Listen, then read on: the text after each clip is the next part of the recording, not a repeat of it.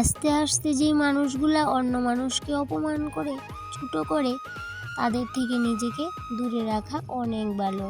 এমন মানুষ নিয়ে জীবনে চলার চেয়ে একা থাকা হাজার গুণ ভালো। কেন এই কথাটা বললাম অবশ্যই বলবো। তার আগে আমি আমার পরিচয়টা দিয়ে নিই।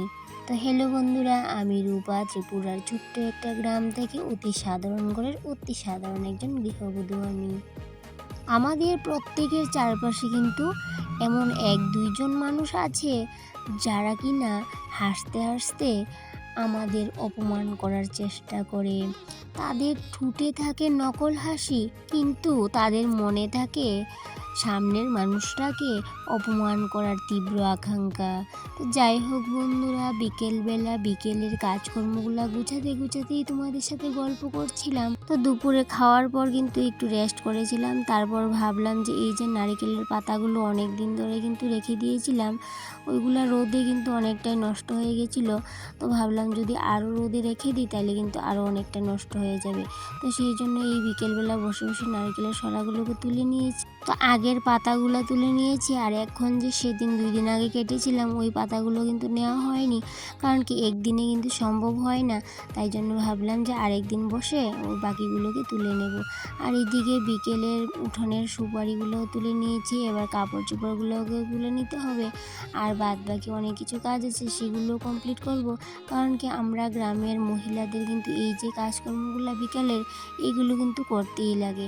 কারণ কি আমরা তো গ্রামের পরিবেশে বড় হয়েছি, তো এই কাজগুলো দেখে এসেছি, শিখে এসেছি। তো এই কাজগুলো যদি না করি একদমই কিন্তু ভালো লাগে না।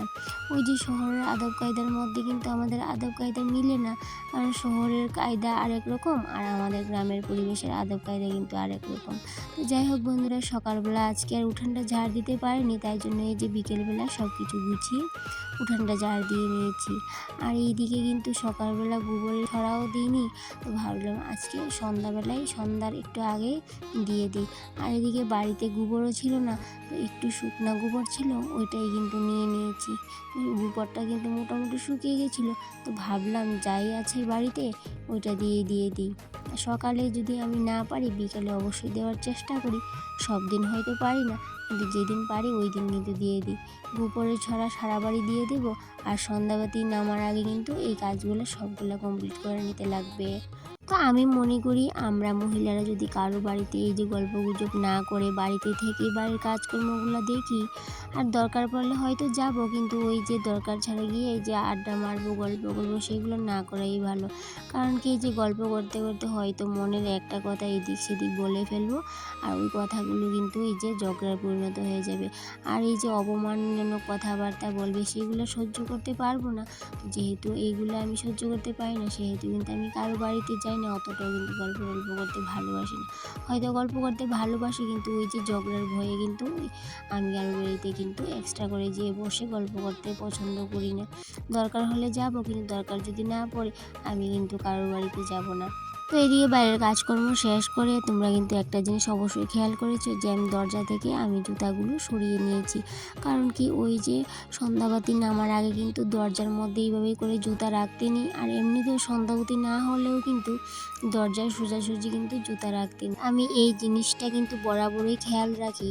আর এইদিকে দেখো আমাদের গ্রামের মানুষরা কিন্তু নিয়ম জিনিসটা কিন্তু একটু মেনে চলি। কারণ কি সন্ধ্যাবাতি নামার আগে ঘরদোর ঝাড়ু দিয়ে এই যে ঘরদোর মুছে রাখতে হয়।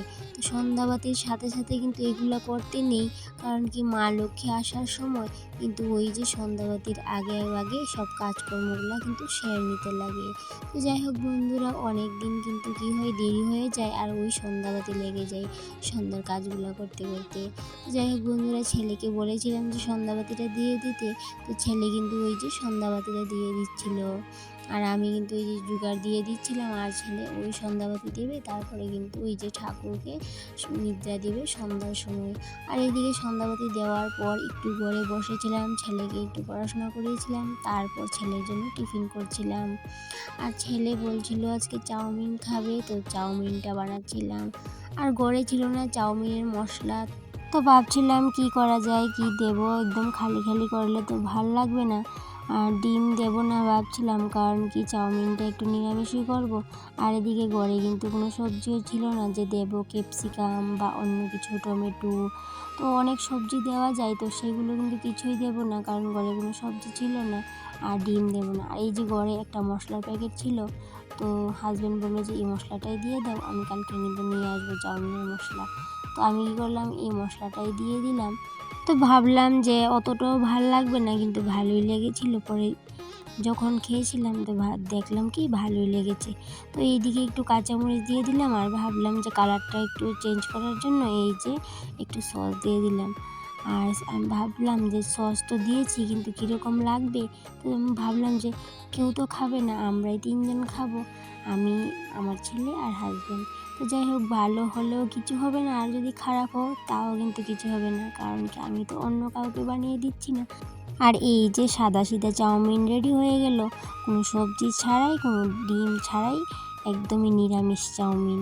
তো যাই হোক বন্ধুরা, অতটাও কিন্তু খারাপ হয়নি, মোটামুটি ভালোই লেগেছিল। আর এইদিকে এই দেখো, এদিকে সাজিয়ে নিয়ে আসলাম, সাদা প্লেটটা ছেলের, আর ওই যে ছোট্টটা কিন্তু আমার, আর এইদিকেরটা হাজব্যান্ডের, স্টিলের প্লেটটা।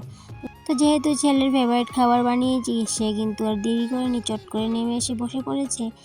আর এইদিকে দেখো, আমার ব্লগের শেষ পর্যায়ে চলে আসলাম, তাই জন্য সবাইকে টাটা বাই বাই।